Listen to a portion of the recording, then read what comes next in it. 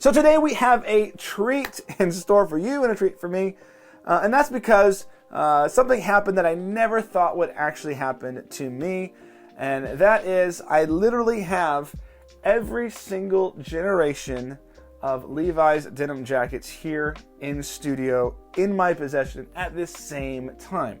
I've owned one or more of these at any given time, but I've never had all three of them in my possession to show you guys ever. So, really excited to show you the differences and how to identify the different types of Levi's denim jackets. Let's get into it.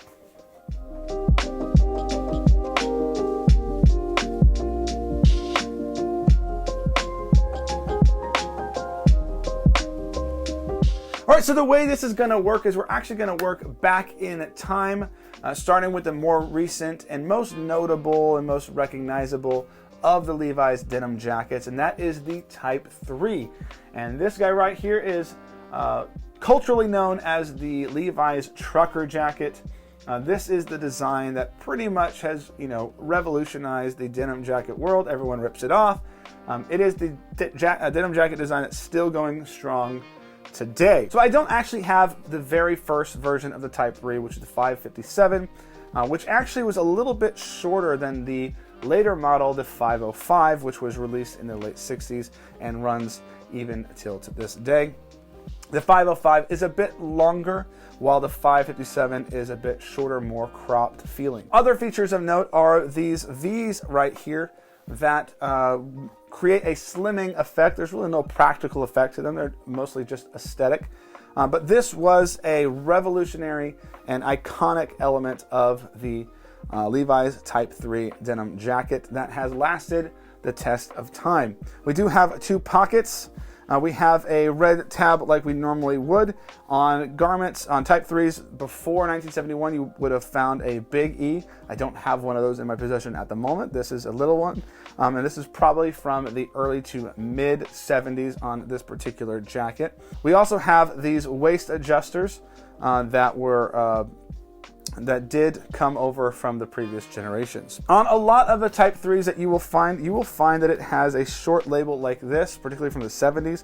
And after 1971, we started seeing care tags such as this one right here. This particular Type 3 is a 505, like I said, which was the most common after the 557 in the late 60s and early 70s. The 505 has a variety of variations that denote a bunch of different things, but broadly speaking, you can see that the overall design stays the same. There are 506s, 507s, etc. But those mostly just change small little details like length or width or something like that. Broadly speaking, though, the Type 3 can be identified by this V design, by the lack of selvage, and the generally longer form. So again, the Type 3 is the most common you will find, and it is currently the standard Levi's denim jacket. Now, next up we have is the Type 2. And this one is one of my favorites. I've owned it a couple times. And this one is probably in some ways the more rare one. First released in 1953, it ran into about 1961. There are a couple of variations of this, like there are variations of the Type 3. There's like a blanket-lined version, etc. But this one is not the blanket-lined version. This one is a general version. This would have been probably the most common in the era. So this one was only made for about 10 years. You can notice some interesting details. We still have two pockets. The pockets are maybe a little bit more square than the Type 3. We also have a notable difference here, is we have these pleats. And this was very common up until the era of the Type 3, these pleats. At the time, this was not really considered a jacket per se. They called them blouses. They were more like shirts, so to speak. And so they didn't really have the concept of a jacket like we currently do now. But we have these two more squared off pockets. We have the pleats. We also have on the inside here is we have selvage. This is always a good indicator that you have a very old jacket, is when you have selvage here on the chest seam down the middle. Here we also have those waist adjusters that you can see on this one. They are much closer together. These waist adjusters would have actually been added during this time period. This was, I think, the first Levi's jacket to actually include one. Here on the tab, you can see it's pretty hard to see, but this one actually has a big E. This big E on the Type 2, all Type 2s should have. If it doesn't have a big E, you might question the authenticity.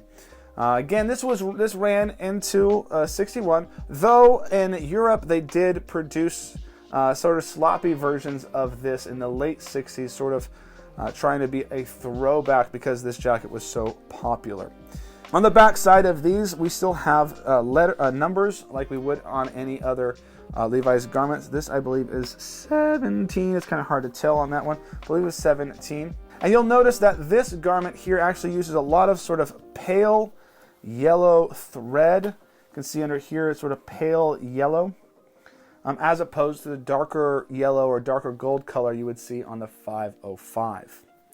This one would have had a the label on the back, but this one obviously has lots of wear and has been worn out and since discarded. Earliest versions of this jacket would have had a leather patch. So finding a leather patch on here, which was removed in the mid-50s, would be very rare and hard to come by. The rest of them from the mid-50s onward till 61 when it ended would have had a cardboard patch. Another thing notable about the Type 2 and how you can identify it is here we have rivets right here on the wrist. To actually keep these from pulling apart. This rivet was removed when it went on into the Type 3. But this is a pretty unique element of the Type 2. So the Type 2, again, ran for about 10 years, so it wasn't there for very long. It's a great look, super cool looking jacket, one of my favorites for sure. But it is not the oldest jacket that we have today, because in fact, we do have in our possession a Type 1. This is the jacket that started it all. This is perhaps the oldest Levi's garment I've ever held in my own possession. This is not the oldest version of this, and we'll talk about why, but this is the quintessential foundation of Levi's denim jackets. We can take a look at some of the elements here because they do differ from previous jackets. You'll notice, though, there are some similarities here. The pleats are still intact. The pleats that we saw in the Type 2, but that were not present in the Type 3, are present here originally in the Type 1. We also have selvage down here on the inseam along the buttons, but we have a different back. We do not have the waist adjusters that we saw in the previous two types. We have a buckle back. And this buckle back is a very distinguishing element of the Type 1. This was an element that was original to the design since the early 1900s. This particular jacket had a variety of different additions that we can sort of identify. One is this buckle back used to be, in the original, was a silver color rather than a bronze color. This sort of brass color here is indicative of a post-war buckle back. Then we can look, actually, again, we see the squared off pocket here, but there's only one pocket. One of the most distinguishing elements of the jacket is that the Type 1 has one pocket. The Type 2 has two pockets. The Type 3 sometimes actually has four pockets, but in this case, the Type 1, we have one pocket. Now, this flap was taken off over the years. During the war, it was removed for saving of materials and then added back on after the war. So there is a brief period of time where jackets from the war era would not have had this pocket sewn in. You'll notice that you have rivets along these corners as well, which later on were replaced by bar tacks instead of rivets, so that's pretty cool. Here we have the traditional Levi's red tab. A couple things are different on this one. We do not have a trademark on the tab itself, and the tab itself is only one-sided. That one-sided element was a defining feature of the Type 1 and was removed in the other side was added in the introduction of the Type 2. This one originally would have had a what we call a leather jerky tag. Of course, this one has been removed since over time. That is a very common thing. We also have on these, we still have the rivet right at the wrist here. That, again, was another feature shared by the Type 1 and Type 2. This was the second longest running version of the Levi's denim jacket. So there are a variety of different little individual details that have changed over the years. Like during the wartime, they used donut buttons rather than the full Levi's button. But this one right here is probably from the late 40s, maybe even the early 50s, according to the details we see. So the Type 1 obviously is such a rare treat to have. I do want to thank Giovanni, the owner. I actually helped him sort of broker this deal. I do want to shout out to Heather and Dana, who originally found this garment, and we were able to make a deal with them. Thank you guys so much. It's so much fun to have one of these, at least for a little bit. So really appreciate you guys assisting us on this one. Type 1 Levi's denim jacket, so cool and iconic. So in summary, there are a lot of minor details that I did not mention in this video that can really help you identify and narrow down the age of your Levi's denim jacket.